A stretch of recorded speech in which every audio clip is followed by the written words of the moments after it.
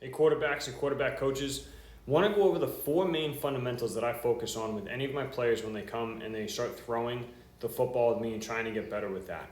So there's four key factors. The first one is going to be when we break the ball with our hands. So when we break apart our hands, the two main things with that is, so 1A and 1B. 1A is going to be not dipping the football. Okay, so you're going to see me do it right here. We don't want to see kids do this. We don't want to see that big swing. Okay, because when we see this big swing, what it does, it's going to put our arm in a bad position. We have to, so if I do it with this arm, we're going to have to raise that arm up anyway. So as we do that, we have to add in extra muscle usage for no reason. It's going to throw off the timing with our step. It's actually going to force us to take a longer step because your body is so synced up with itself, with hands and arms moving, with arms and legs, moving together, that if you break those hands and it goes longer, your step is going to increase. So you'll see players, if they have a long swing like this, I bet you if you watch their foot, they're going to have a longer stride than other players. So we don't want to do that. It's extra strain, it's extra time. There's no reason for it. So what you want to make sure that they do is you want to make sure that they break the ball straight. All right. So if you see me break it here, it's a lot shorter because the ball doesn't go below where I'm holding it right now. Okay. I bring that ball straight up. So 1B to this in terms of breaking the football is we also want to make sure that the player, when they break their hands, they keep that ball in a good seat position or they're holding it up. It could be at an angle this way or that way, depending if they're a baseball player, they're probably going to kind of rotate their wrist back.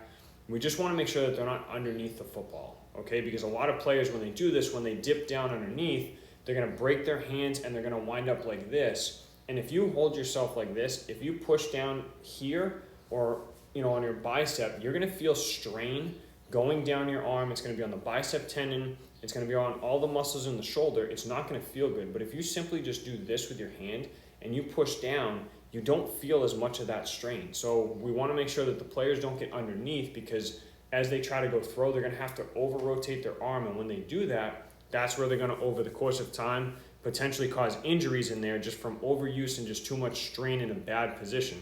So make sure that they're breaking the football and keeping control of it with their hand on top of that football. So that's part one. The second part is going to be a short step. All right, we don't need a big long step. So when we break our hands, we want to make sure we break quick and we just take a short step just like I did. All right, so right here, it's a very short step. We don't need to take a longer step. A longer step does not mean that we gain more power.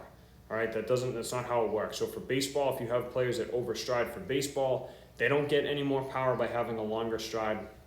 Same here with football and throwing. Okay, so we just want to take a nice short step. We want to keep our feet still in a good base underneath us, just outside of shoulder width.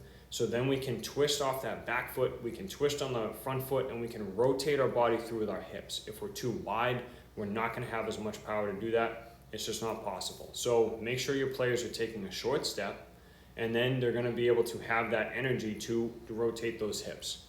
All right, the third thing we're going to focus on is firing through with those hips.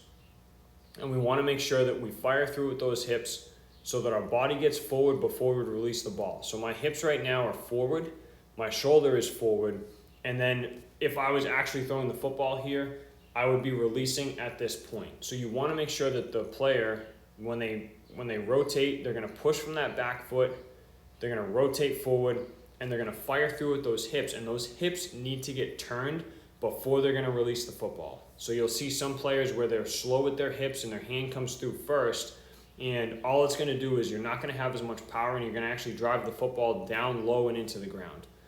Okay, so you really want to make sure that they're firing through with those hips, and as they fire through with those hips, the arm is going to follow and then it's going to follow through. So part three is making sure that we fire through with those hips with a good quick action and really concentrate on that front hip.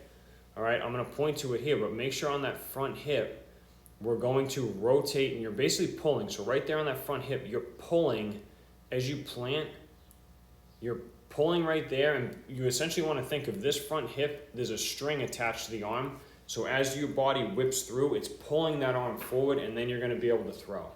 All right, if you have players that are pretty much throwing with all shoulder, you'll see that if you watch their hips will never really move. So you want to make sure that your players have their hips firing through. The fourth and final thing is going to be a good follow through, and it's going to be a real good your hand needs to snap down and your thumb needs to finish in the opposite pocket. So if you watch my hand here, we're gonna want this thing to finish through, and it will snap, and that thumb's gonna finish down over by that pocket. All right, some people call this, whether it's flicking the booger or flicking a bug, you wanna make sure that that hand comes down and snaps through. That's what's gonna get you the spiral. Okay, some kids like to try and come across, but when you come across, you rotate the football, it'll turn into a duck, it'll give it a weird spin. As you come through, we snap down with that hand and we turn it over, okay, and that's where that hand's gonna finish in. I'll play it here, finish in that other pocket. So that's the action you wanna see from the players, is snap down, all right? And that's where, when you finish with that thumb in the other pocket, you're gonna get that nice spiral and that nice finish.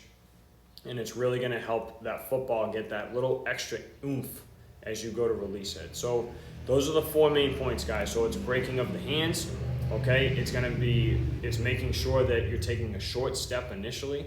It's gonna make sure that you're rotating through and firing through with those hips, and then we're getting that good finish at the back end with that hand. If any of your players can do this as a quarterback, if you focus on these 4 and just kind of work with whatever basic properties they have of throwing, they will get better at throwing. It will be easier for them, and you'll see them get more accurate and more consistent if you just work on fixing these core things, irregardless of exactly how they mechanically throw. All right, so click to the subscribe button, guys. There's gonna be more videos in here, all right, for the quarterbacks, where there's some tips and some different drills I like to do, where you guys will get more information. So thanks for checking in, and hopefully you guys watch, and talk to you soon.